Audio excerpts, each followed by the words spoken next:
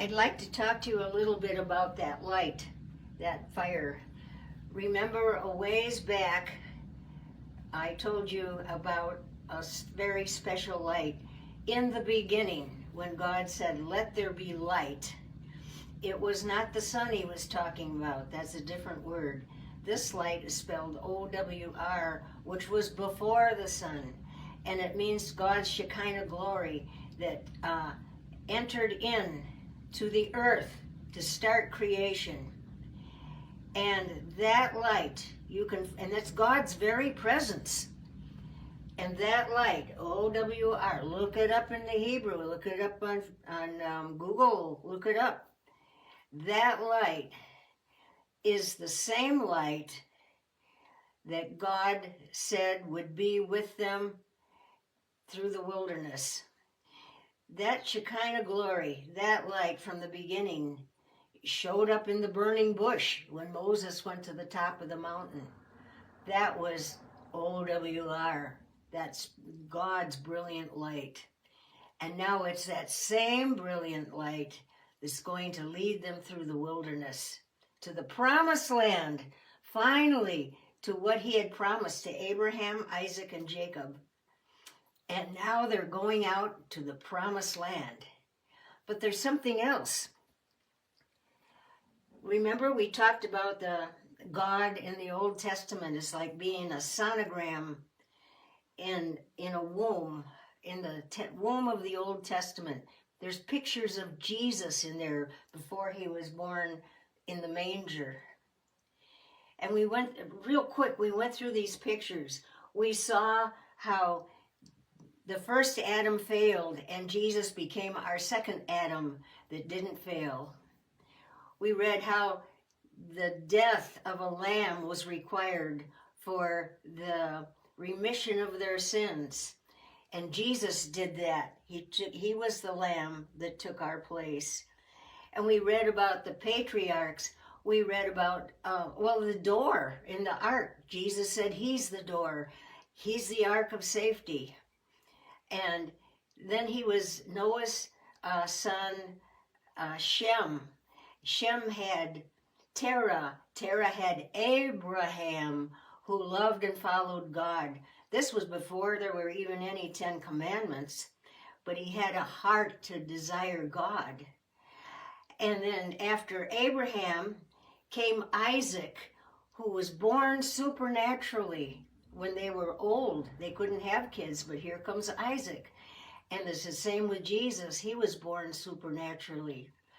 And Isaac was a sinner, as we all are.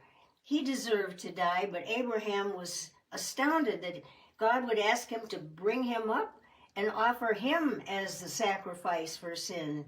So he carried the wood on his back, and I told you this before, he went up the hill, and the angel stopped him from slitting his throat to bleed out the sin, and that was a representation of it. And they found the ram caught in the thicket, and they sacrificed that lamb instead.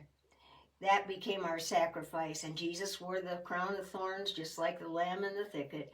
Sacrificed that, and Isaac could go free. And because of Jesus, we can go free. Same thing. And then there was Jacob, whose name was changed to Israel. And then after Jacob came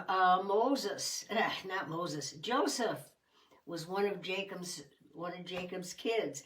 And Joseph was a protector. He saved his people from a terrible famine that was in Egypt and around Egypt. But Joseph had prepared ahead of time and had plenty of food. He saved his people, gave them, because of a wonderful Pharaoh that he had a good relationship with back then, they got the best part of Egypt called Goshen. And they were never destitute of anything in Goshen until the new pharaohs took over and started putting them into slavery, making them work hard, and things really turned on them. It was awful. And soon they were crying for help, help. And then God made a little baby boy be put in the river in a little basket, soft little basket. He was going to be their savior from slavery, the slavery of a sinful Egypt. And so was Jesus. Moses was the forerunner. He's the sonogram of Jesus. Jesus was laid in a little manger because Moses was hidden from the wicked Pharaoh. Jesus was being hidden from Herod, who wanted to kill him. And so here we have another sonogram going on. And Moses was a quiet man. He loved peace. And Jesus loved peace. And he was a quiet man. But he was a mighty man, did wondrous things. And so that's the point we're at right now. And I'm sorry this is so long, but I've just got to have you see Jesus in the Old Testament. He's alive, he's well, he's real. From the very beginning to the very, there will be no end. So thanks for letting me blabber on.